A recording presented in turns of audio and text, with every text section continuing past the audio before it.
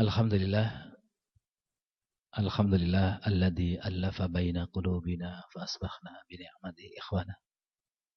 Asyhadu an la ilaha illallah wahdahu la syarikalah wa asyhadu anna Muhammadan abduhu wa rasuluh la nabiyya ba'dah. Allahumma shalli wa sallim ala Muhammad wa ala washabihi ajmain.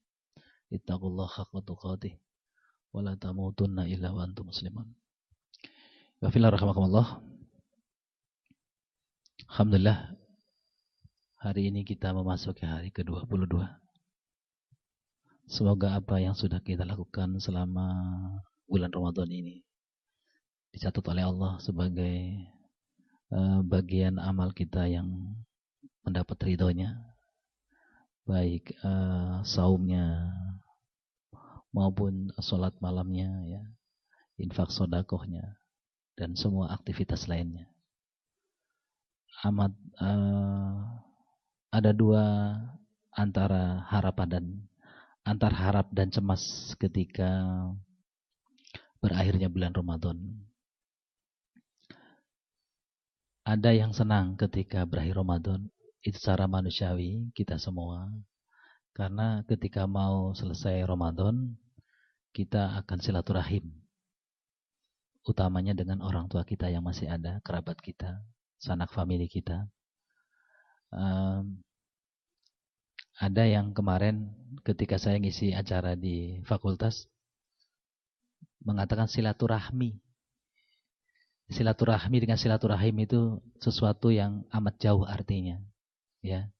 Silaturahmi itu secara bahasa adalah tali pusar, ya, putusnya tali pusar itu kan sakit, ya. Artinya begitu. Kalau silaturahim artinya menyambung kasih sayang. Jadi kita perlu bahasa ini disosialisasikan ke teman-teman kita, saudara-saudara kita. Memang hampir tidak ngeh gitu bahasa sini, ya, antara silaturahmi dengan silaturahim. Ternyata artinya jauh.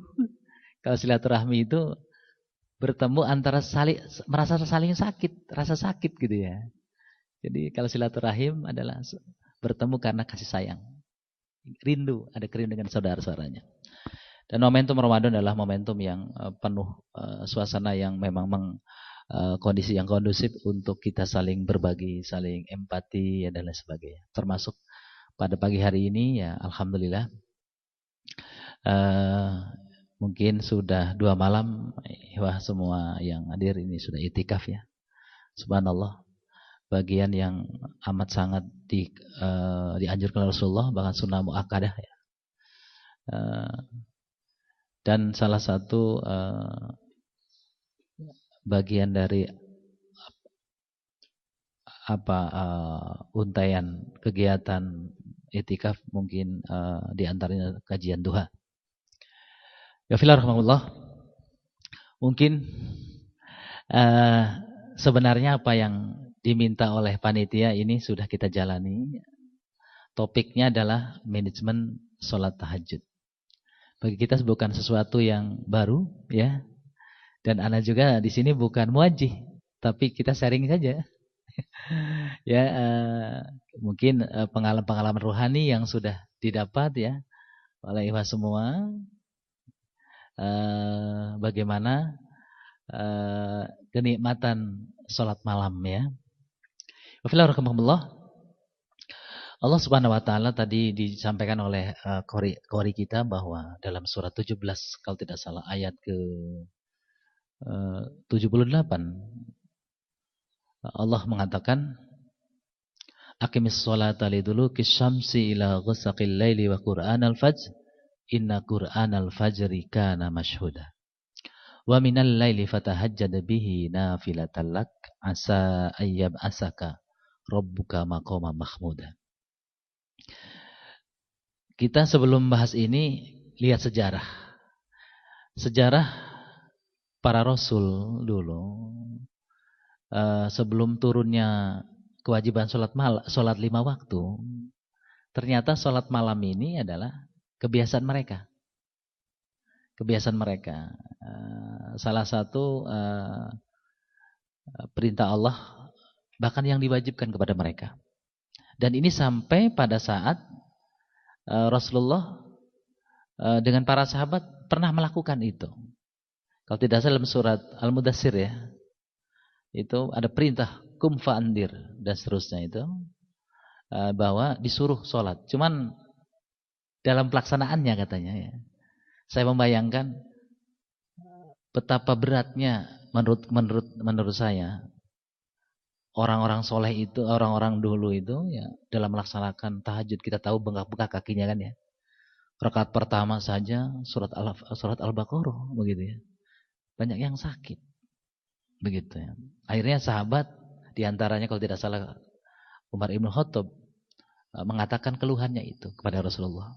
Kemudian Rasulullah sangat memahami fisik dan kondisi umat Muhammad dibandingkan umat dahulu. Umat dahulu kan umurnya mungkin baliknya 500 tahun baru balik. Seperti hari Nabi Nuh itu kan 1000 tahun kurang 50 tahun. Antara lain kan itu. Jadi kebiasaan sholat malam ini adalah warisan orang-orang soleh dari dahulu. Untuk umat Nabi Muhammad adalah sifatnya sunnah mu'akadah. Sholat sunnah yang paling utama adalah sholat malam. Subhanallah. Fillah rahmakumullah. Keutamaan sholat tahajud. Ya. Yang pertama adalah sholat tahajud ini sifat orang bertakwa dan penghuni surga. Allahu Akbar.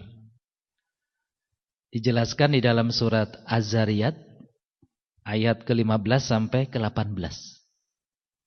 Jadi Allah menjelaskan, kita tidak usah mempertentangkan apakah sekarang sudah ada penghuni surga atau belum ya. Itu bukan urusan kita. Tapi Al-Quran menyampaikan penghuni surga itu dulunya di dunia. Mereka adalah kanu qalilam ma yahjaun. Sedikit tidurnya di waktu malam. Insya Allah nih orang-orang itikafi di sekarang modelnya ya. Sedikit tidurnya di waktu malam. Wabil asharihum mustaghfirun. Waktu-waktu sahurnya dijadikan sebagai sarana untuk muraqabah. Mendekatkan kepada Allah Subhanahu wa taala. Ya ini perlu dimasyarakatkan ya. Kita disuguhi tontonan justru di waktu sahur ini. Ya, sahur paling juga 10 menit selesai ya. Nongkrong di kursinya 1-2 jam. Ya sampai azan. Sayang sekali. Padahal waktu yang sangat luar biasa. Wabil asharihum mustaghfirun. Penghuni surga itu cirinya adalah waktu-waktu malamnya itu waktu sahur. Waktu sahur itu waktu yang sangat luar biasa. Waktunya kalau sahur itu kita jam 12 atau jam berapa? Waktu Mindo ya. Orang Sunda bilang ya. Ya antara jam 2 sampai jam 4:30 lah sekarang itu waktu sahur ya. Bisa ditoler sampai dari jam 2 sampai 4:30 barangkali. Tapi kalau jam 12 bukan sahur ya. Ini mahasiswa biasanya. Makannya sekaligus. Dikodok di malam hari. Ya, pertama alasannya ekonomis ya. Yang kedua takut mengganggu gitu. Padahal di sahur itu ada barokah. Secara fisik jelas kita akui nikmat sahur ini sangat membantu sekali. Jadi energi kita beda dengan ketika tidak sahur ya. Tapi di balik itu semua barokah ini pengertiannya kata Ustaz Didin ketika saya ngikut pengajian Rabuan. Barokah ini pengertiannya adalah sesuatu yang di sana kumpulan kebaikan. Berkumpulnya segala kebaikan yang diberikan oleh Allah Subhanahu wa taala. Itulah kata barokah. Di antaranya adalah waktu-waktu yang sangat luar biasa untuk bertemu kita dengan Allah Subhanahu wa taala. Waktu pertemuan yang sangat mustajabah. Begitu ya. Sampai ada sebuah hadis mengatakan, hadis qudsi kalau tidak salah. Allah mengatakan bahwa jika ada hambaku, Allah datang ke langit dunia. Jika ada hambaku memohon ampun, pasti aku ampuni dosa-dosanya. Jika dia mohon pertolongan, aku tolong. Jika dia punya dosa, aku hapuskan dosa-dosanya. Kalau melihat itu, rasanya semua kita umat Bani Adam adalah manusia yang punya dosa, kata Rasul, ya, kullu Adam khotoun, kullu Bani Adam khotoun, ya. Setiap Bani Adam itu tidak ada yang tidak punya dosa. Ya, apalagi jangankan yang besar, yang kecil pun kita merasa punya dosa. Apalagi di era sekarang, ya, kata Rasul, paling enggak debu riba, ya, kita rasakan. Walaupun kita tidak langsung interaksi dengan riba, tapi debu riba kita rasakan. Ya, apalagi saya sebagai pegawai negeri, ya, jelas itu berinteraksi dengan hal seperti itu. Dan Allah memberi kesempatan. Yafillah rahimahullah. Jadi pertama adalah salat tahajud adalah sifat orang yang bertakwa dan calon penghuni surga. Tertera dalam surat Az-Zariyat 15-18. Yang kedua, tidak sama antara orang yang salat malam dan yang tidak. Beda. Apa bedanya? Allah sendiri yang mengatakan perbedaan itu. Jadi katakanlah, adakah sama orang-orang yang mengetahui dengan orang-orang yang tidak mengetahui? Sesungguhnya orang yang ini maaf, memang lembarannya ini agak bermasalah dan kacamata saya nggak ke bawah. Jadi seorang yang sholat malam dengan yang tidak itu amat sangat jauh. Orang yang sholat malam ini Allah janjikan di beberapa ayat bahwa dia paling tidak di dunia dan di akhiratnya di dunianya akan dipelihara oleh Allah dari segala macam bencana. Yang kedua, tanda ketaatannya akan tampak kelihatan di wajah mereka. Dalam surat Al-Fat kalau tidak salah ayat ke-29, Allah menyebutkan karakter umat Rasulullah Muhammad SAW. Muhammadur Rasulullah walladzina ma'ahu asyidda'u 'alal kuffari ruhama'u bainahum tarahum ruk'an sujada yabtaghuna fadla minallahi wa ridwana simahum fi wujuhihim min asaris sujud. Ya. Jadi ciri umat Rasul itu pasti surga, ahli surga. Karena kata Rasul, kullu ummati yadkhuluna ilal jannah. Semua umatku pasti akan masuk surga. Ila mana aba? Kecuali yang menolak. Ya. Kecuali yang tidak mau masuk surga. Ya, biarkan saja. Walaupun KTP-nya Islam kan gitu ya. Seperti terasa sekarang bulan Ramadan amat sangat kontras antara orang beriman dan orang Islam. Jadi tidak semua orang Islam beriman. Tapi orang beriman pasti orang Islam. Ditegaskan oleh Allah dalam surat Al-Hujurat. Surat 49. Ayat ke-14 dan 15.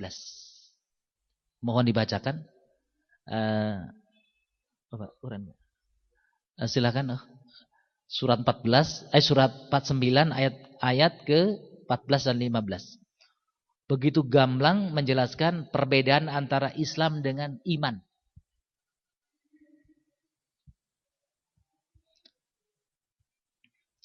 Ya, asbabun nuzulnya adalah ada orang Baduy datang, "Ya Rasul, saya telah beriman."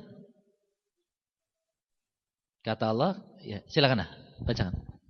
Iya.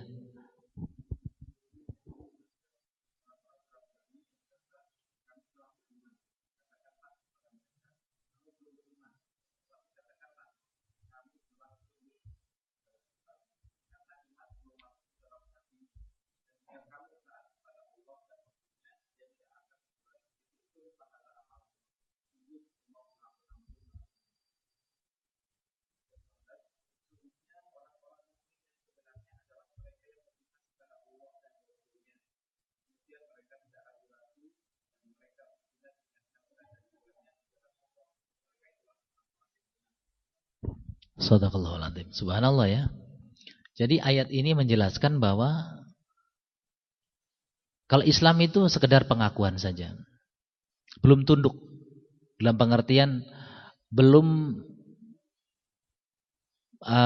terhujam di dalam dadanya ini satu sikap sami'na wa ta'na. Orang beriman itu adalah dikatakan tadi mereka tidak ragu.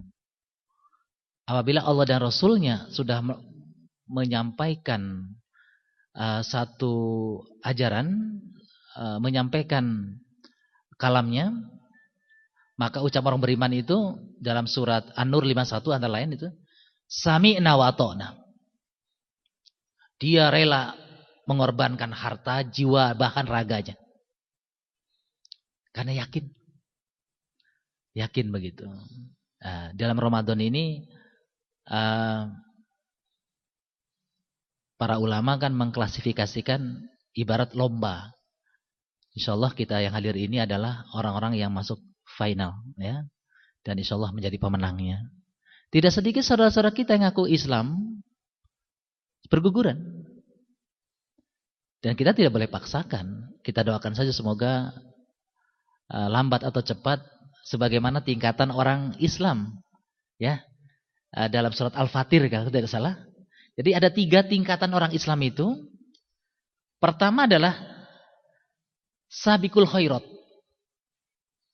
Orang yang responsif begitu mendengar perintah Allah.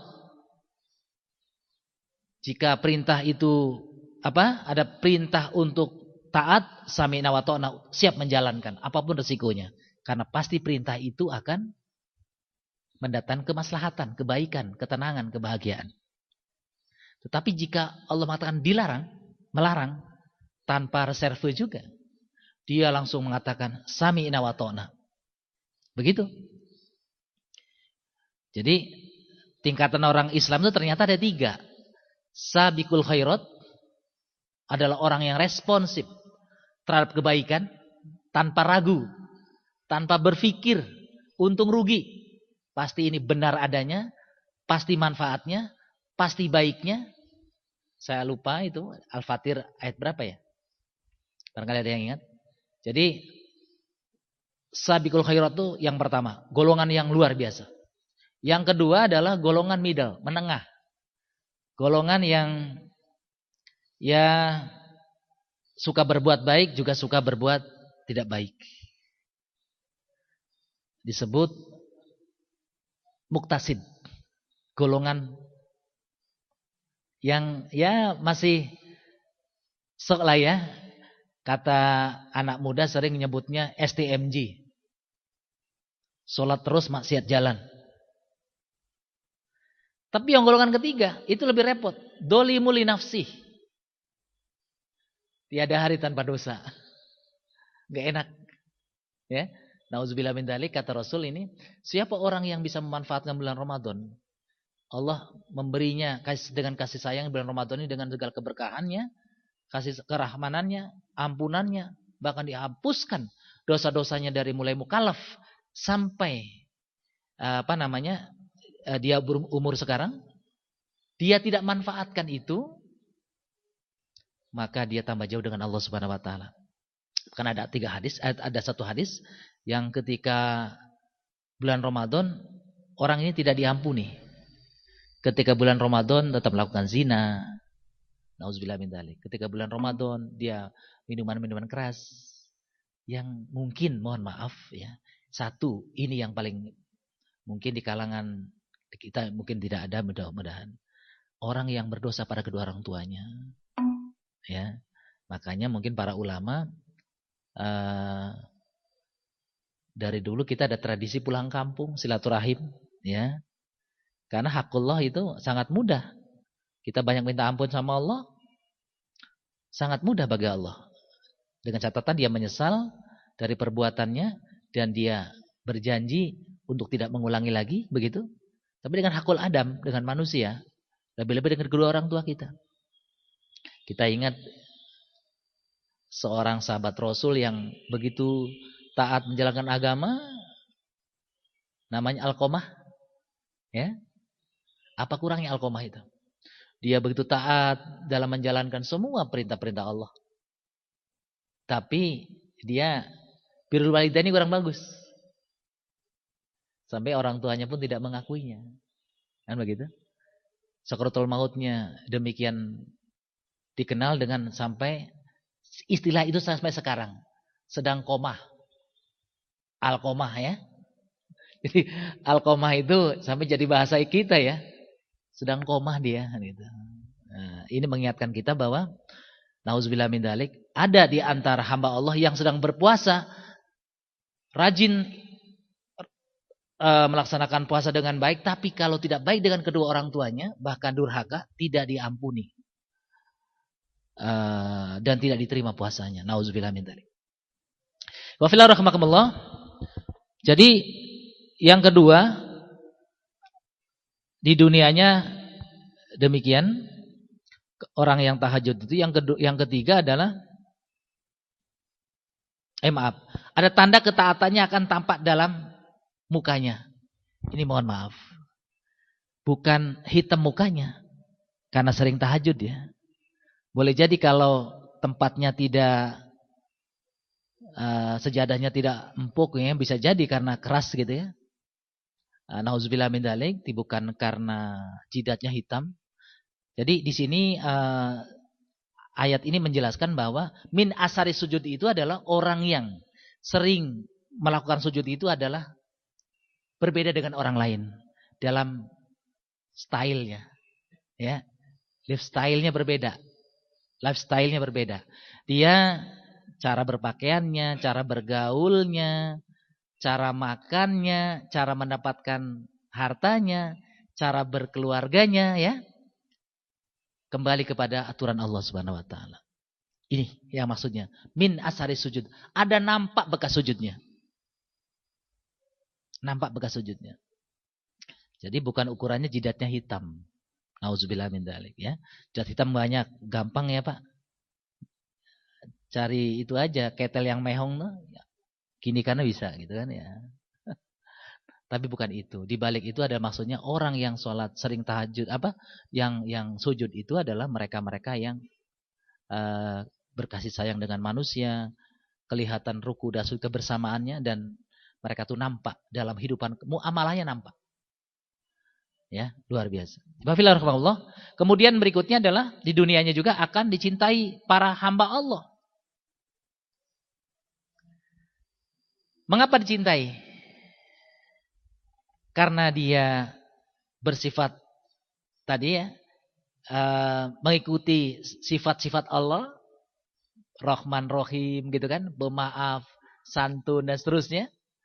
Saya pernah dikasih buku belajar kepada Allah, begitu judulnya, dengan akhlak Allah, subhanallah. Jadi Allah saja yang mempunyai segala macamnya dengan sifat yang 99 itu, dia tidak takabur Allah itu. Walaupun dia punya sifat akbar, pemaaf, penolong, gitu ya. Luar biasa dan seterusnya. Sifat seperti ini empati, bersifat sosial. Ada sebuah hadis mengatakan bahwa as-sakhi, orang yang dermawan, itu qoribu minallah, dekat dengan Allah. Qoribu minannas, dekat dengan manusia. Kemudian qoribum minal jannah, dekat dengan surga. Ba'idum minan nar. Allahu Akbar ya. Jadi pasti orang yang sering sujud akan disukai, disenangi oleh hamba Allah. Ada suatu hadis menjelaskan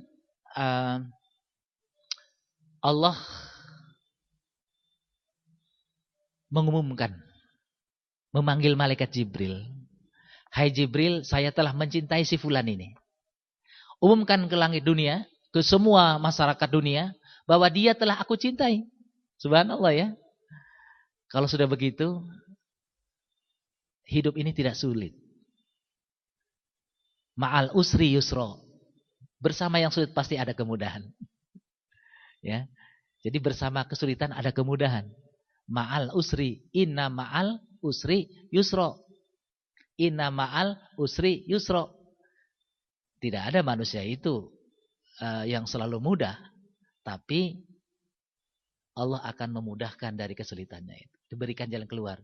Salah satu hadiah samarot, buah dari orang yang bertakwa adalah salah satunya adalah wa may yattaqillah yarzuquhu min haitsu la yahtasib. Dia akan diberi rezeki yang tidak disangka-sangka. Wa may yattaqillah min amri yusra, dimudahkan segala urusannya. Wa may yattaqillah dalam surah At-Tolak itu ya. Surat At-Tolak kalau tidak salah surat nomor berapa? 62 berapa? Itu Allah akan menjadikan semua urusannya mudah. Ya, subhanallah. Wa fillah rahmakumullah. Itu yang ketiga. Di dunianya ya, akan cintai para hamba Allah. Baik terutama oleh orang-orang yang soleh dan juga oleh manusia pada umumnya. Walaupun dia itu orang tidak soleh, karena Allah telah menunjukkan, dia itu akan mudah bergaul, akan mudah diterima, dan semua orang mencintai dia. Sebenarnya, dia itu mencintai, seperti halnya Rasulullah. Ya, secara objektif, orang kafir saja amat kagum. Apalagi saudara-saudaranya begitu ya. Cuman karena hatinya sumum bukmun, ya. Khatamallahu ala qulubihim, hatinya ditutup, bermatanya buta dan seterusnya ya. Sebenarnya dia mengakui. Sebagaimana kisah Abu Jahal sambil ngintip-ngintip kan? Ketika Rasul sedang baca Quran, membenarkan apa yang dibaca oleh Rasul itu. Tapi karena kibir lebih dominan dalam dirinya, tidak diberikan oleh Allah Subhanahu wa taala. Lain dengan Umar Ibn Khattab, garang tapi hatinya bersih, ya, gitu ya. Maka ketika mendengar surat Toha, langsung dia menerima sami'na wa ta'na. Subhanallah, ya. Wafillahirrahmanirrahim. Kemudian yang keempat, lidahnya akan mampu mengucapkan kata-kata yang mengandung hikmah. Jadi mudah, tidak keluh. Allah berikan kemampuan kepada orang-orang yang dekat dengannya,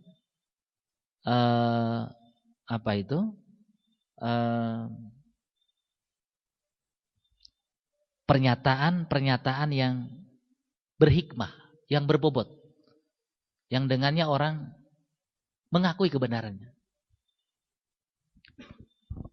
Jadi kalau kita ingin katanya salah satu dalam surat Al-Mudassir atau dalam surat yang satu lagi selain Al-Mudassir itu surat Al-Muzammil, ada kalimat di sana, orang-orang yang sholat malam itu akan diberi qaulan layyinan, ucapannya lembut, ucapannya memberikan sesuatu yang membekas. Kan banyak ya orang yang seperti itu. Saya kenal, bertemu dengan salah seorang besar di Bogor, terkenal, Kiai Abdullah bin Nuh, Allahumarham, sudah meninggal. Dia dikenal di dunia, pendiri pesantren Al-Ghazali. Kalau ceramah pelan-pelan begini nih, pelan-pelan dia, tapi yang hadir ribuan. Mengena karena bukan dari mulut tapi dari hatinya. Dan apa yang disampaikan itu memang dia telah melakukan. Maka salah satu kiat guru katanya, guru itu kalau dia mau menyampaikan sesuatu, harusnya dia minta sama Allah Subhanahu wa taala. Jangan mau dia. Dan mengajak juga bukan mengajak untuk baik untuk kepada dia, pada Allah Subhanahu wa taala. Insyaallah katanya. Wa fillah rahmakumullah. Jadi lidahnya akan diberi kekuatan yang apabila dia bicara akan membekas. Kemudian yang kelima, akan dijadikan orang bijaksana. Subhanallah, bijak, ya, wisdom. Bagaimana di akhiratnya?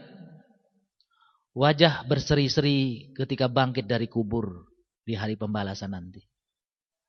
Bahkan ada sebuah kisah ketika dikumpulkan di alam mahsyar, ada satu barisan ibarat karnaval gitu ya. Ingat 17 Agustus zaman saya kecil, sekarang sudah nggak ketemu lagi, Pak. Zaman saya kecil itu terasa 17 Agustus ya. Satu RT menampilkan model apa gitu ya. Seru sekali. Sekarang memang di saat selain kesibukan memang orang sudah pada pinter kan gitu ya. Merdeka mungkin formal, tidak merdeka sungguhnya kan gitu. Kita belum merdeka. Wafillah rahmatullah, di dalam barisan-barisan itu ada satu wajah yang rupanya seperti bulan dan bintang bersinar.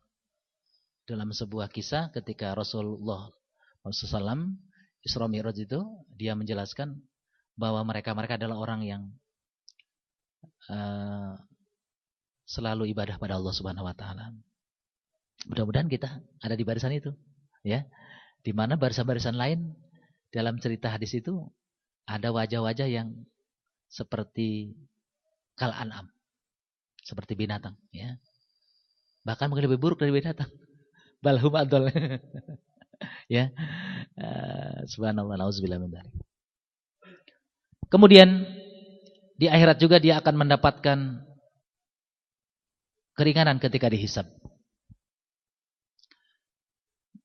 Yang seterusnya dimudahkan ketika menyeberangi Shiratal Mustaqim. Ini lagi-lagi ikhtilaf nama ini ya. Karena pengertian Shiratal Mustaqim itu kan Islam. Ihdinas Shiratal Mustaqim, tunjukkanlah kami ke jalan Islam. Jalan ajaran Rasulullah Muhammad SAW. Tapi di beberapa buku dijadikan jalan gitu. Jalan Shiratal Mustaqim ya. Ini juga tidak usah dipertentangkan. Kita yakini hikmahnya saja. Kalau kita ini akal kita juga tidak terima. Karena katanya sudah rambut dibelah 7 lagi kan begitu. Saya membayangkan satu buah rambut dibelah 7. Satu rambut saja halus begitu, ya. Apalagi dibelah 7 jembatan itu, ya. Tapi di balik itu adalah ambil hikmahnya betapa tidak gampangnya masuk surga itu. Intinya begitu. Tidak mudah. Bahkan dijelaskan dalam surat Al-Waqiah itu kan ada ashabul yamin, ada ashabus simal. Saya tidak mengatakan ini kanan dan kiri ya. Semuanya ini ashabul yamin ini. Ahli surga insyaallah. Jadi ashabul yamin ini ahli surga adalah mereka-mereka orang-orang dahulu ya. Ternyata jumlahnya juga tidak banyak. Orang-orang kemudian juga tidak banyak. Ya. Cuman tidak banyaknya di pandangan Allah ini kan berbeda dengan kita. Ya. Seperti Allah menjadikan langit dan bumi 6 hari kan berbeda dengan kita. Berbeda, ya jangan disamakan.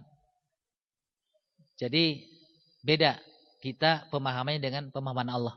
Kalau Allah tidak ada batasnya. Tidak ada batasnya. Bahkan ada sebuah penjelasan dari Al-Quran. Ini yang jelas. Satu hari di sana 50.000 tahun kehidupan di dunia. Nauzubillah min dzalik. Membayangkan itu, kita ya mohon ini bulannya dan hari-harinya iskuminanar dijauhkan dari api neraka. Ya, satu hari kehidupan di sana 50.000 tahun kehidupan di dunia. Berapa generasi itu? Ya. Dalam surat apa itu? As-Sajadah ya. Kalau tidak salah dalam surat As-Sajadah dijelaskan itu. 1 berbanding 50.000 tahun. Begitu ya. Wa fillah rahmakumullah.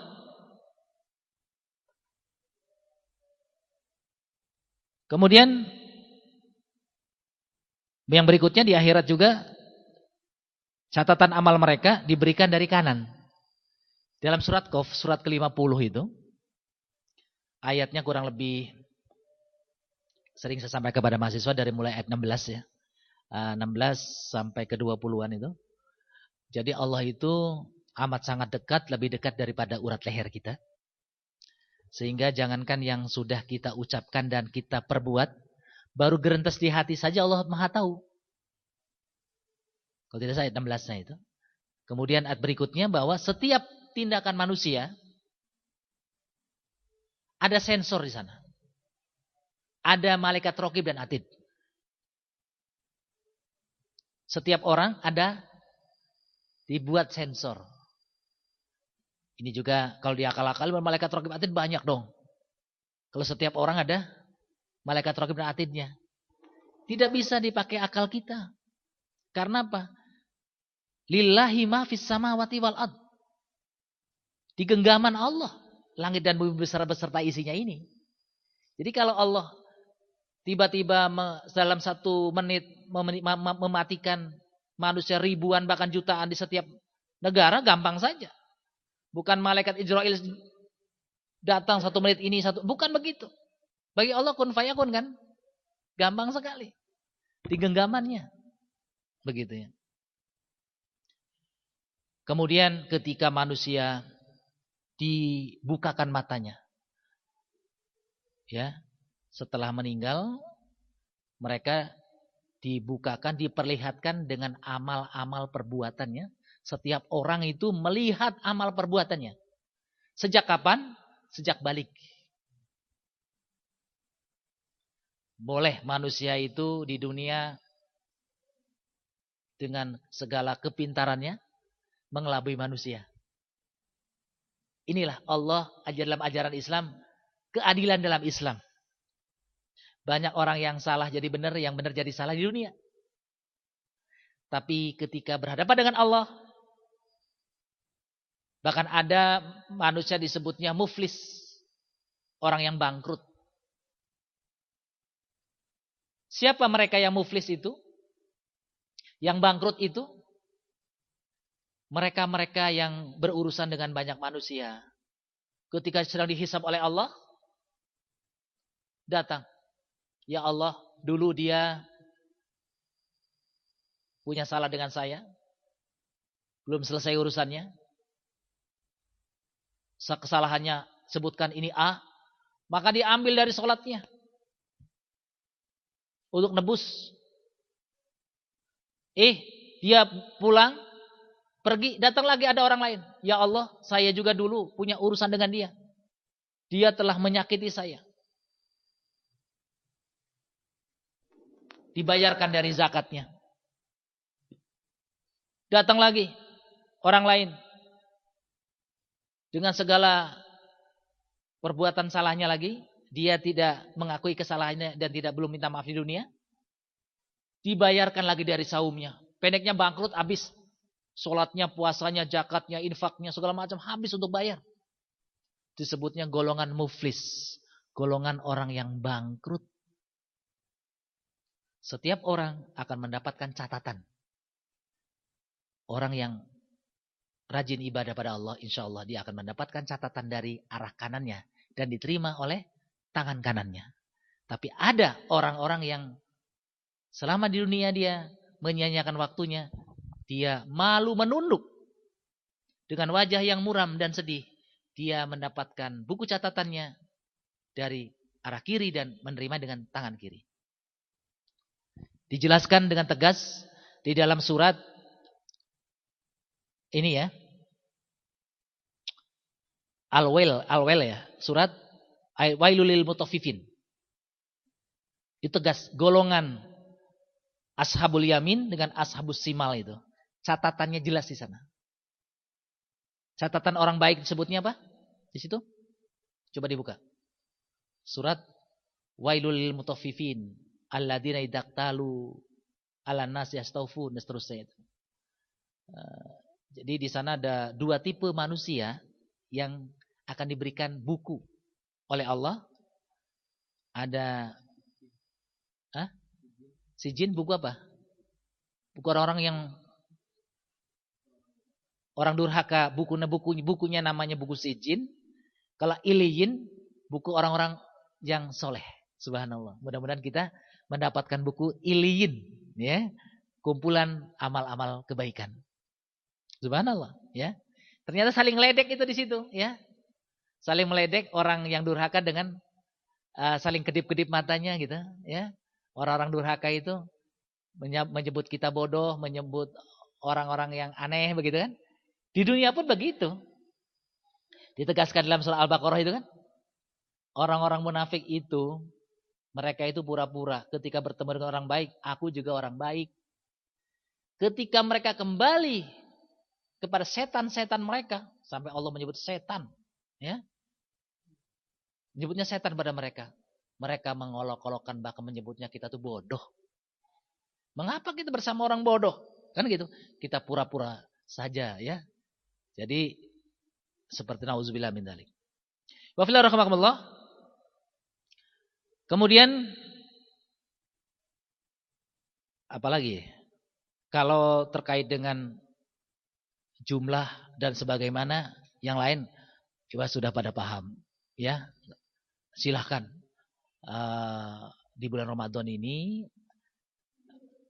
ada yang menyimpulkan bahwa tarawih bagian dari qiyamul lail. Kan begitu? Nah, jadi nggak usah diperdebatkan.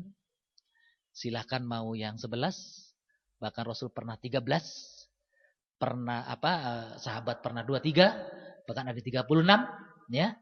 Bukan sedikit banyaknya rakaat, tapi adalah benar atau tidak. Shollu kama ra'aitumuni usolli. Bagaimana tumakninahnya salatnya, kan begitu? Kemudian bacaannya tartil, ya. Jadi pengertian tartil ini beda dengan tilawah ini beda dengan qiraah. Ya. Kalau qiraah hanya membaca. Saya waktu di fakultas di FEMA ada profesor mengkritik saya. Saya itu tidak ngerti Pak Hamzah. Saya dapat undangan di bulan Ramadan untuk tilawah bersama. Tapi isinya cuma baca Quran. Pahamnya mungkin pernah pengalaman kata dia di luar. Kalau orang Arab baca Quran kan mengerti dia isinya. Karena bahasa mereka. Ya kalau saya kan nggak ngerti. Akhirnya saya tidak mau. Kan anggap mubazir. Ekstrim sekali dia, ya. Seorang profesor namanya juga, ya. Saya tidak debat dengan dia. Ya percuma lah. Kalau disampaikan begini, jangankan mengerti tidak saja, dapat pahala begitu. Membacanya saja dapat pahala kan begitu. Satu huruf alif lam mim itu kata Allah, Rasulullah mengatakan bukan satu huruf. Alifnya satu bagian tersendiri, lamnya juga tersendiri, mimnya tersendiri. Setiap hurufnya, alif, lam, dan mim itu bertiga huruf, 10 kali lipat di sisi Allah SWT. Sampaikan berita nggak kena kayaknya. Ya, ada saya katakan, iya Pak, memang yang disebut tilawah itu adalah selain qiraah adalah mentadaburi. Ya, jadi bersama membaca juga kita sambil memahami makna dan maksud dan tujuan daripada apa yang kita baca. Lebih jauh lagi adalah pengertian tilawah itu tidak hanya membaca dan tetapi juga mengamalkan. Kan begitu? Mengamalkan. Saya ingat sejarah tokoh Muhammadiyah, pendiri Muhammadiyah itu siapa tuh? Muhammad Dahlan. Pernah membaca bukunya, Kiai Ahmad Dahlan ini setiap pengajian subuh tidak pernah hampir beberapa bulan tidak pindah-pindah ayat. Suratnya surat ini saja, Al-Maun saja. Protes santrinya, Pak Kiai kami sudah bisa bacaan, sudah hafal. Kok nggak pindah-pindah? Kamu sudah melaksanakan belum? Ara'aital ladzi yukadzibu biddin, tahukah kamu siapa pendusta agama itu? Mereka adalah orang-orang yang tidak memberi makan kepada fuqara masakin, menghardik anak yatim, dan orang yang melalaikan sholatnya. Begitu, itu pendusta agama. Rupanya sambil dievaluasi begitu ya. Itu tilawah itu. Tilawah itu Rasulullah itu selalu tilawah bersama malaikat Jibril selama hidupnya sampai tersusun Al-Quran yang begitu indah dari mulai Al-Fatihah sampai An-Nas. Kita tahu awalnya kan bukan begitu turunnya. Turun pertama ada Al-Alaq. Yang terakhir itu yang saya pahami adalah surat Al-Maidah ayat 3 yang berbunyi al-yauma akmaltu lakum dinakum wa atmamtu alaikum ni'mati wa raditu lakumul Islam madinah. Yang menjelaskan bahwa Islam telah sempurna. Ketika itu ada salah seorang sahabat yang menangis. Menangis enggak henti-henti. Sementara sahabat-sahabat yang lain riang gembira. Karena seperti halnya Ramadan seperti ini kan. Orang dikatakan selesai sempurna kan gitu ya. Sementara ada orang yang ketika Ramadan mau meninggalkan sedih, menangis, haru, sedih. Mengapa? Sedih karena dia belum tentu tahun depan berjumpa dengan bulan yang memberikan barokah, ampunan dan satu malam yang nilainya 84 tahun itu. Dia sedih. Bahkan sahabat mengatakan, saya ingin setiap bulan ya Rasulullah, bulan puasa, bulan Ramadan. Tapi ada lagi yang lain mengatakan senangan. Ya, rupanya pemahaman yang senang ini tidak salah juga. Manusiawi itu tabiat manusia kan gitu. Kalau kita perjalanan jauh, apalagi naik gunung ya, ketika melihat itu puncaknya, rasa senang kan? Pernah saya melakukan satu perjalanan 3 hari 3 malam, ya, napak tilas gitu, ya, ingin tahu bagaimana sih Rasulullah berjalan, ya. Saya ikut napak tilas bukan di sana, bukan di antara Makkah Madinah ya. Di daerah sini saja. Begitu melihat gunung perasaan itu yang terdekat, itu yang terakhir tapi masih ada gunung lagi. Ya. Orang-orang yang saumnya para ulama khususnya mudah-mudahan kita rasa sedih ketika Ramadan mau meninggalkan kita. Harapan kita mudah-mudahan Ramadan yang akan datang kita masih berjumpa dengan kita. Amin. Dan kata Rasulullah, sebaik-baik manusia itu adalah umurnya yang panjang dan dimanfaatkan untuk kebaikan-kebaikan. Gitu kan? Seburuk-buruknya orang adalah yang banyak umurnya, panjang usianya tapi sedikit amalnya, bahkan buruk amal. Nauzubillah min dzalik. Wa fil rahmakumullah. Jadi kembali kepada Rasulullah dalam melakukan tahajud. Kalau kita melakukan tahajud terutamanya, kita tidak bisa membayangkan. Sampai Aisyah radhiyallahu anha, dia pernah saking ini bertanya sama Rasul, "Ya Rasul, bukan engkau sudah mendapatkan ampunan Allah? Kok begitu bangetnya sih sampai bengkak-bengkak kakinya?" Gitu ya. Karena Rasulullah dengan Aisyah ini karena rumahnya SSSS kayaknya. Ketika sholat itu, Rasulullah ketika sholat selalu kaki Aisyah itu dipindahkan saking sempitnya kamarnya, ya. Sangat sederhana. Jadi ketika sholat itu Rasulullah juga di situ ada Aisyah lagi tidur begitu, disingkirkan begitu kakinya dalam sebuah riwayat saking sempitnya. Dilihat lagi masih sholat begitu, lihat lagi masih sholat. Rasul itu kan begitu. Aisyah mengatakan, ya Rasulullah, bukan engkau sudah dijamin ahli surga? Sudah diampuni dosa-dosanya. Kok sampai demikiannya ibadah engkau kepada Allah?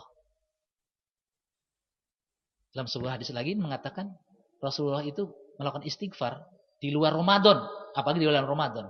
Dalam bulan Ramadan ini segalanya Rasulullah di atas segala-galanya. Di luar bulan Ramadan saja 70 sampai 100 kali istighfar setiap hari. Begitu ya. Ketika ada pertanyaan Siti Aisyah mengatakan, apakah saya tidak boleh menjadi orang yang bersyukur ya Aisyah? Subhanallah ya. Tawadhu sekali. Padahal sudah jaminan garansi dari Allah. Dalam surat Al-Fat kalau tidak salah masih itu. Inna fatahna laka fatham mubina liyaghfira lakallahu ma taqaddama minna. Ya, Allah telah mengampuni dosa-dosanya dari mulai dulu sampai akhir hayatnya. Dapat gelar maksum, dimaksum. Ya. Wafillahirrahmanirrahim. Banyak lagi yang lain. Saya ingin sharing saja. Saya minta pengalaman-pengalaman pribadi ya. Apalagi kalau pernah membaca bukunya seorang profesor yang dia menulis dalam disertasinya, namanya Dr. Muhammad Soleh.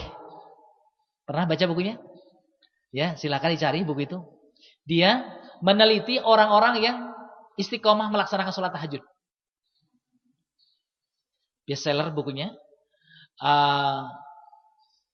Dia dapat gelar doktor di, kalau tidak salah, di Brawijaya. 5 tahun sebelum tahun-tahun ini, kalau tidak saya pernah baca bukunya itu. Dia luar biasa. Selain dia sebagai orang yang memang sebagai pelaku, dia juga mengamati orang-orang yang tahajud. Jadi apa yang dikatakan informasi tadi, bahwa bahkan ada, saya pernah membaca ada pernyataan salah seorang ketua MUI Surabaya, saya lupa namanya, di satu majalah, kalau kamu ingin sehat, tahajudlah. Gitu ya. Karena tadi ada riwayat hadis yang begitu lengkap ya, ada 4 kalau tidak salah. Yang pertama, orang yang tahajud itu dia akan mewarisi orang yang soleh, diampuni dosanya, dimudahkan urusannya, dan yang keempat adalah dicabut dari segala penyakit, terutama penyakit hati. Ya, penyakit hati. Subhanallah ya. Oke, itu saya dari saya. Kalau salah mohon maaf karena kehilafan saya dan kekurangan saya. Kalau baik itu semata-mata bimbingan dari Allah Subhanahu wa taala. Wa'alafu minkum. Billahi taufiq wal hidayah. Assalamualaikum warahmatullahi wabarakatuh. Waalaikumsalam warahmatullahi wabarakatuh. Jazakallahu khairan katsiran kepada Ustadz Hamzah yang telah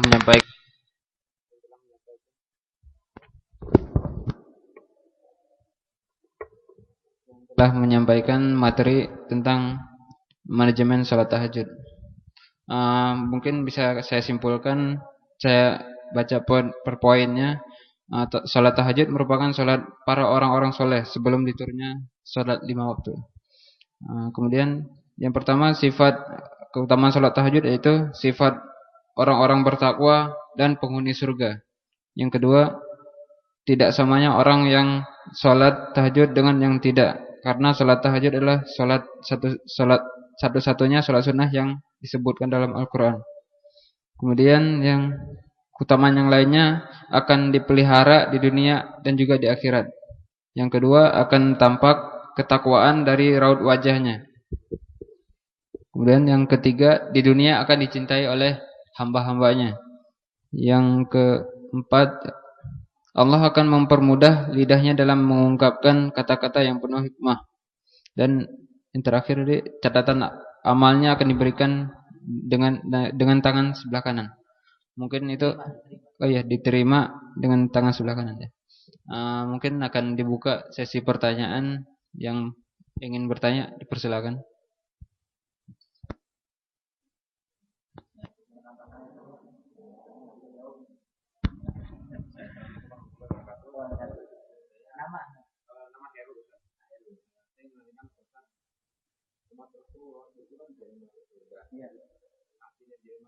Ini apakah nanti oleh hadisnya bisa menyempurnakan makam atau surga atau langsung masuk surga gitu. Waalaikumsalam warahmatullahi wabarakatuh. Iya. Ada 2 pemahaman. Ya. Ada yang bigoiri hisab, tanpa hisab langsung. Ya. Ada yang dihisab dulu. Ada yang hisab dulu ya. Tapi kita nggak boleh memilih yang kedua. Kalau bisa langsung pengennya kita kan. Karena ada pemahaman yang salah dari anak-anak muda terutama. Loh, ujung-ujung kan masuk surga juga kita kan begitu ya. Jadi kalau ada di dalam dadanya terhujam kalimat la ilaha illallah Muhammad Rasulullah, maka pasti masuk surga. Walaupun prosesnya melalui neraka dulu. Begitu. Kalau sudah bersih akan dipindahkan ke surga. Tapi ada stempel. Ada mantan narapidana.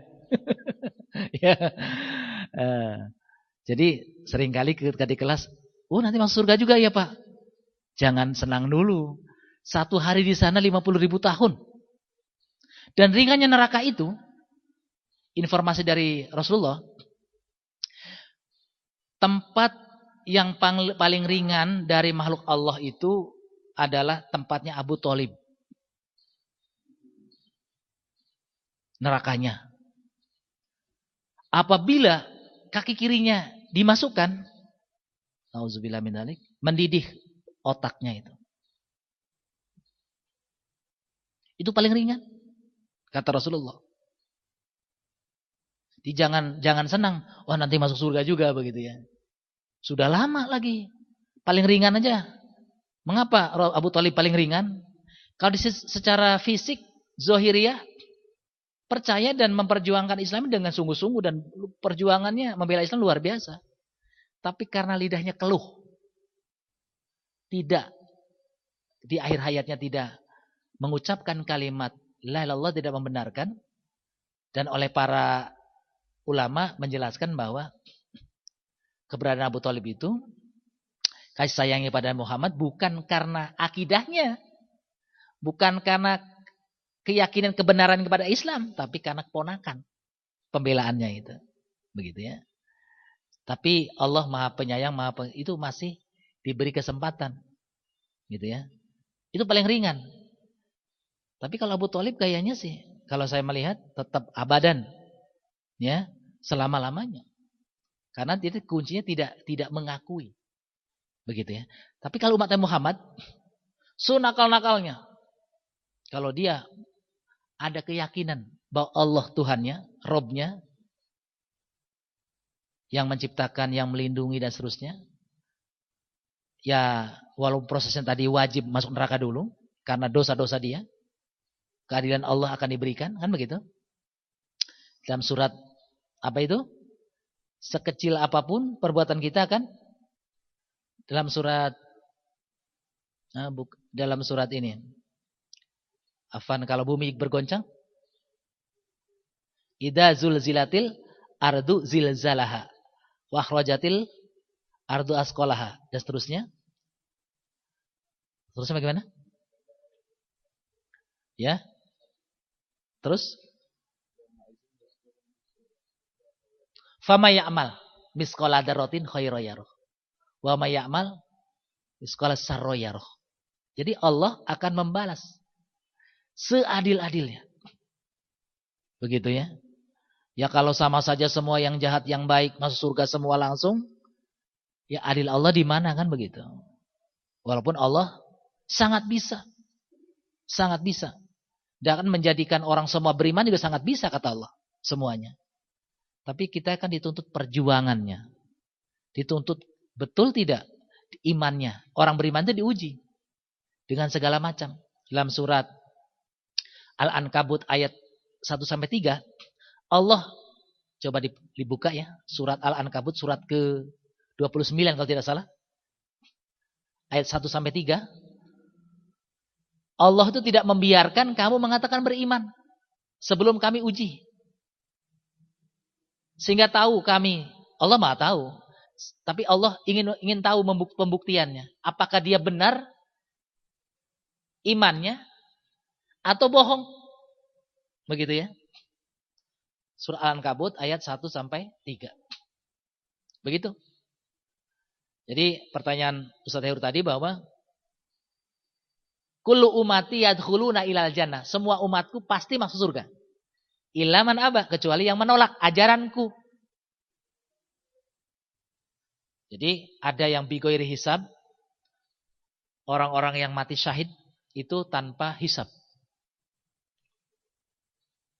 Bahkan ada sebuah riwayat, ada sahabat Rasulullah yang belum sholat juga belum bisa. Datang panggilan jihad begitu ya. Langsung dia jihad, meninggal, ahli surga langsung. Begitu. Mungkin sholatnya belum benar, baru bisanya bismillah ya. Dari takbir bismillah gitu ya. Allah Akbar bismillah terus sampai salam juga mungkin doanya bismillah terus gitu ya. Tapi diampuni sama Allah Subhanahu wa taala. Bighairi hisab. Jadi luar biasa.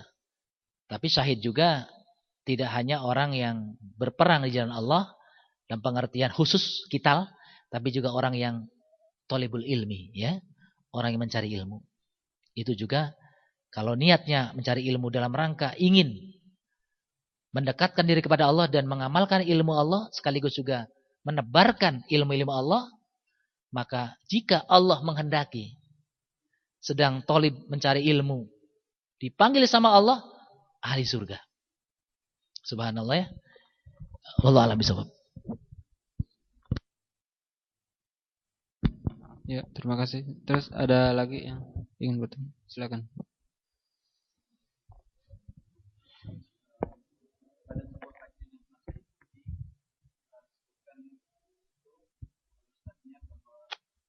Antara sholat qiyamul lail, sholat tahajud ataupun sholat witir adalah itu intinya satu, tidak ada perbedaan. Ya. Yang berbeda adalah dalam hal waktu. Sholat tarawih memang khusus ada di bulan Ramadan.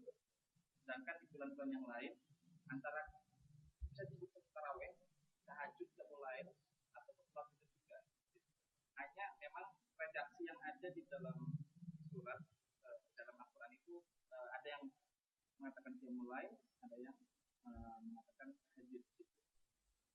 Namun secara makna dikatakan itu satu, tidak ada perbedaan.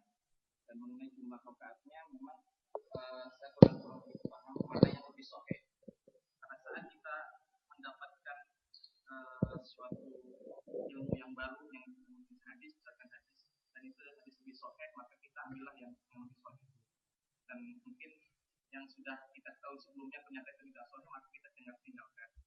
Mungkin kita lebih paham antara jumlah bilangan rakaatnya itu memang ikhtilaf. Namun di antara ikhtilaf itu kan ada yang ikhtilaf ya, ada perbedaan. Namun di antara perbedaan itu pasti ada yang lebih kuat. Ya. Lalu yang kedua mungkin sering aja Ustaz pengaruh dari sholat tahajud dari kesehatan dan psikologi manusia itu dalam sebuah literatur yang pernah saya baca dan saya dengar juga dari kajiannya. Orang yang sering melaksanakan sholat tahajud itu mempunyai kecerdasan emosional yang tinggi. Pada saat melaksanakan sholat tahajud itu di akhir pertiga malam, posisi sujud itu menjadikan pergerakan oksigen yang ada di tubuh kita sangat lancar. Di otak belakang kita itu ada yang namanya amigdala. Amigdala itu bekerja secara optimal, mendapatkan asupan oksigen yang menjadikan diri kita terasa lebih rileks atau lebih lepas. Pada saat kita mempunyai masalah-masalah, amigdala itu tersuplai oksigen, maka kondisinya akan lebih baik. Dan dalam kehidupan sehari-hari dia lebih ngadem. Kalau bahasa Jawa itu lebih ngadem, tidak mudah meletup emosinya, ataupun pada saat dia punya permasalahan dia lebih nyantai menghadapinya. Seperti itu yang mungkin bisa digambarkan dari manfaat dari sisi psikologi.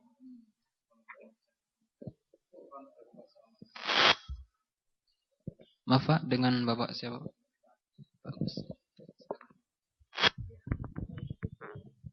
Pak Agus yang berbahagia, apa yang Pak Agus sampaikan itu demikian adanya, bahwa di sini dikatakan oleh ada sholat yang 11 ya, ada yang 23, ada yang 36. Semuanya benar. Ya. Semuanya benar. Kalau saya tidak berani mengatakan yang lebih sahih, ya, terus terang saja, karena apa? Yang 23 juga Rasulullah masih hidup saat itu dan menyaksikan, tidak disalahkan. Begitu ya. Yang 11 juga boleh ditambah lagi. Ada sebuah pernyataan Rasulullah itu ketika menjalankan 11 waktu 3 hari berturut-turut. Kan ketika Rasulullah ketika datang bulan Ramadan, Rasulullah beri contoh 3 hari kurang lebih. Cuman khawatir di hari keempat Rasul tidak datang ke masjid. Khawatir diwajibkan oleh umatnya. Tapi Rasulullah di rumah diteruskan lagi salatnya. Begitu ya. Ada riwayat begitu. Diteruskan lagi salatnya. Di sini intinya adalah ada pernyataan bahwa Allah itu amat suka dengan salat yang paling baik. Salat yang paling baik adalah salat yang paling lama berdirinya. Bukan bilangannya ya, berdirinya. Jadi tadi pernah kita sama-sama simak bahwa Rasul itu pernah sholat sunnah 1 rakaat surat Al-Baqarah. Begitu ya. Kemudian rakaat kedua, kalau tidak salah, kalau tidak An-Nisa, Al-Imran. Begitu. Ada, kalau tidak salah, penjelasan yang lain adalah itu dilakukan di sholat sunnah. Tapi sholat wajib, Rasulullah itu amat sangat bijak melihat ketika mengatur barisan, sawu sufufakum, rapatkan sofnya, kan begitu. Dia melihat sambil melihat, mungkin ada aki-aki, ada nenek-nenek, ada anak-anak, ya, ada orang yang kerjanya sibuk, ya, kayak di kampus jam-jam mengajar dan seterusnya. Sholat wajib sangat bijak dengan ayat-ayat yang pendek. Hanya pendeknya berbeda dengan kita.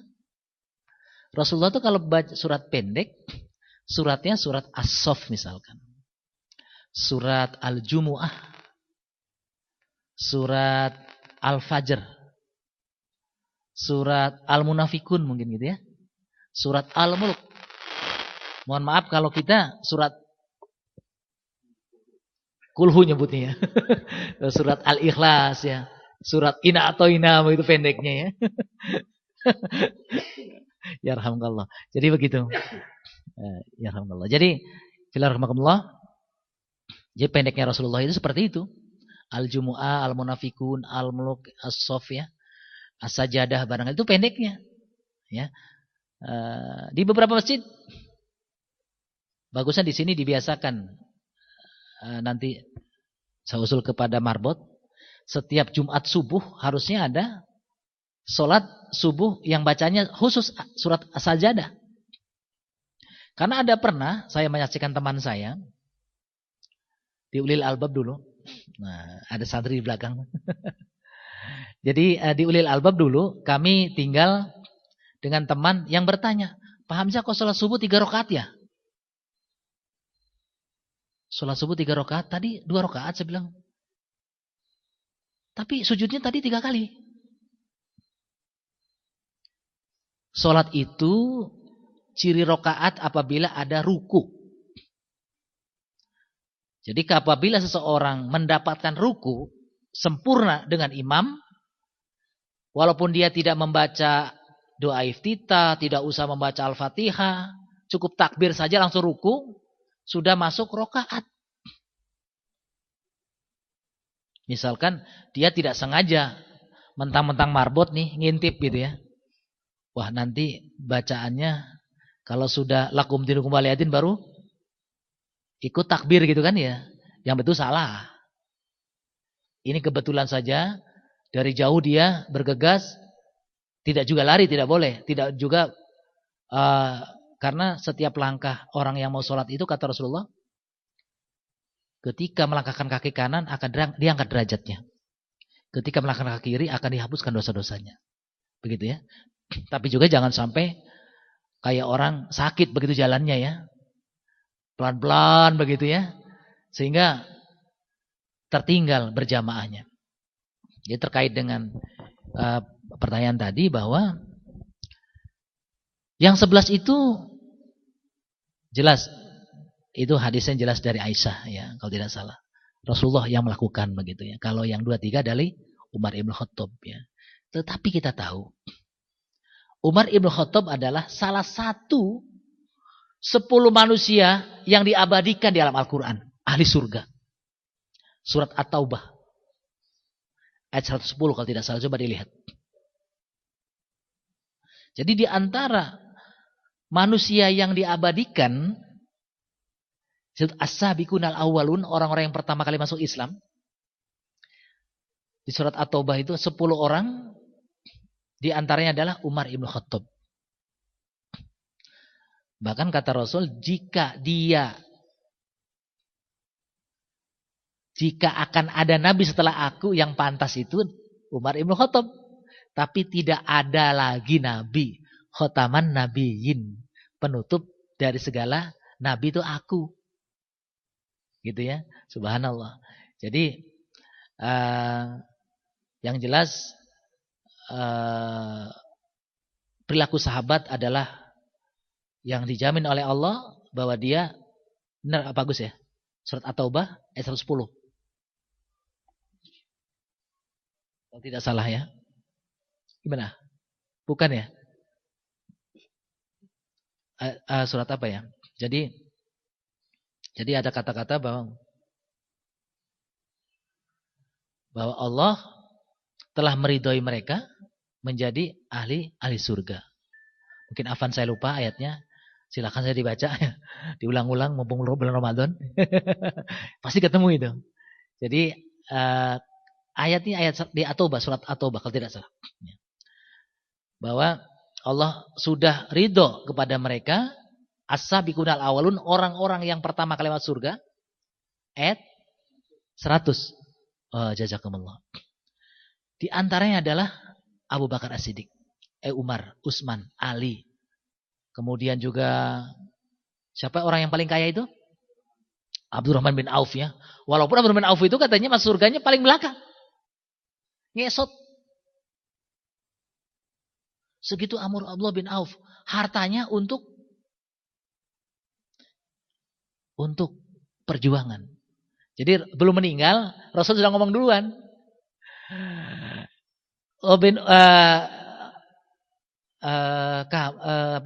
Abdurrahman bin Auf, ini orang paling kaya.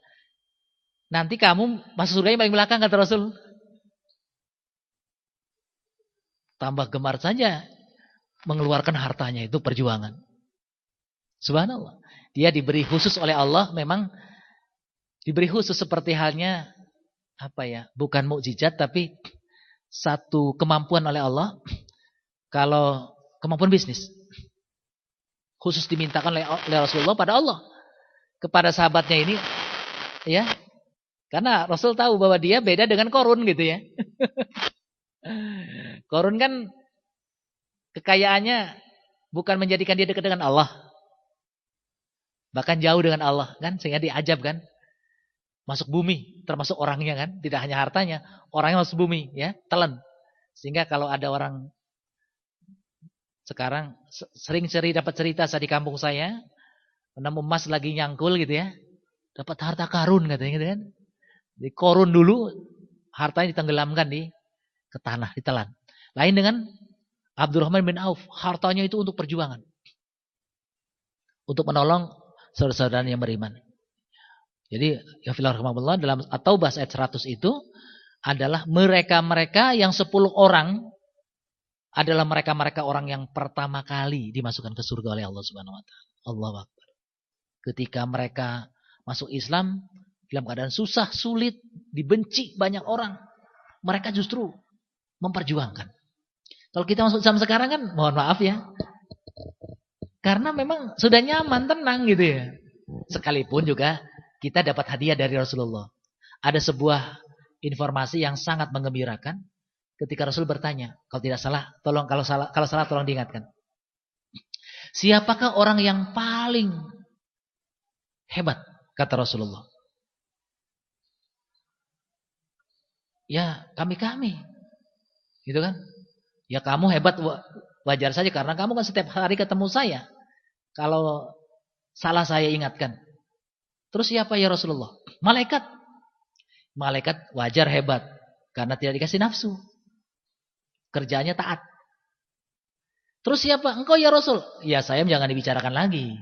Kalau saya sudah Allah yang ngasih titel. Hulukul adim. Kan gitu. Orang yang paling berakhlak mulia. Orang yang paling bertakwa. Itu Quran yang bilang, Allah yang bilang. Terus siapa ya Rasul? Nanti ada satu zaman, satu umat yang rentang kehidupannya amat jauh dengan aku. Tidak pernah ketemu aku. Tidak pernah berjumpa, tidak pernah interaksi dengan aku. Tetapi dia orang-orang yang taat pada aku. Dialah orang yang paling hebat. Amin, mudah-mudahan kita. Ya, subhanallah itu ya. Mudah-mudahan kita. Pernah saya membaca satu kisah iri melihat kurun yang terbaik itu adalah kurun aku. Kemudian setelah aku dan setelah aku katanya gitu ya. Kita kebagiannya kurun yang mana gitu ya. Ketika membaca hadis itu tuh. Ya, bahwa ada generasi yang mereka tidak bertemu dengan Allah, dengan Rasulullah, tidak pernah berinteraksi dan seterusnya, tapi dia cukup membaca ajarannya saja, dia sami'na wa ta'na. Itulah orang-orang generasi yang baik di hadapan Allah Subhanahu wa taala, termasuk generasi yang baik, bahkan lebih baik katanya begitu ya dari generasi sebelum. Wallahu a'lam bishawab. Jadi mohon terkait dengan rakaat itu dicari sajalah ya. Saya termasuk yang kalau sholat itu mohon maaf Pak Agus, kalau saya sholat mohon maaf lihat situasional.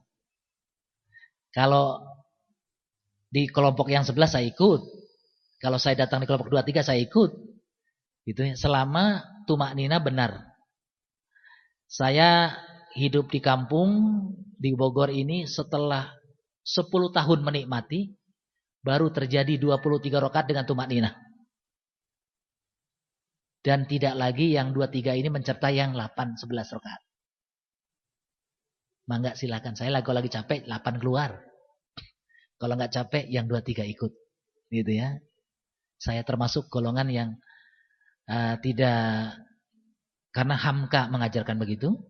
Termasuk doa kunut. Hamka itu pernah doa kunut di tempatnya pesantrennya siapa pendiri NU? Hasyim Asy'ari. Kata dia ketika disuruh jadi imam, dia doa kunut. Oh, Amka kenapa doa kunut? Saya menghargai yang punya tempat ini, Hasyim Asy'ari. Karena itu bukan haram. Ya, sesuatu yang itulah cara dakwah kita. Yang salah yang tidak sholat, ya. Yang tidak sholat 11 rakaat, yang tidak sholat 23 rakaat, ya. Itu yang salah. Dua-duanya benar. Ya, dua-duanya benar. Kalau saya melihat dua-duanya sahih, ya, asal sesuai dengan tuntunan dari Rasulullah. Benar bacaannya, benar tumakninahnya, begitu. Jangan yang 2-3 lebih cepat dari 11. Logikanya tidak nyambung ya. Masa yang 11 rakaat justru lebih lama gitu kan? Wallahu a'lam bishawab. Oh iya.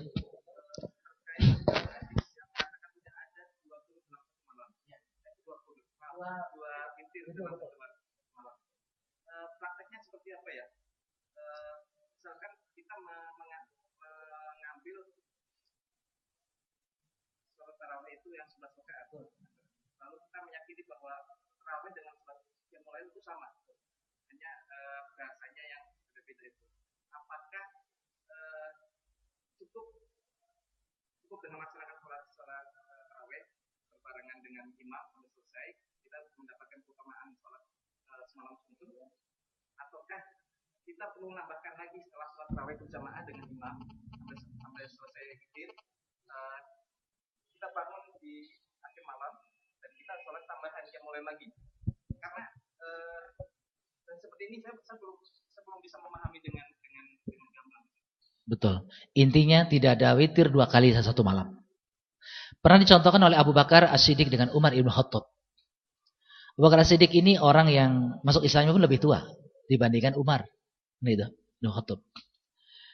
Abu Bakar As-Siddiq selalu setiap habis sholat sunnah rawatib, sholat isya, selalu witir. Hampir selalu witir. Dan dianjurkan oleh Rasulullah. Ya. Jadi mengapa Abu Bakar ini witir? Kata Umar, saya tidak, saya pasti bangun. Umar ini terkenal memang, jangankan manusia, setan takut sama Umar. Ya. Jadi yakin sekali dengan fisik yang kuat, dia bangun malam. Dan diakhirkan nanti setelah tahajud baru witir gitu kan. Abu Bakar tidak. Habis sholat Isya, sholat sunnah rawatib 2 rakaat, ba'da Isya, lalu witir. Bisa 1 rakaat, bisa 3 rakaat kan gitu.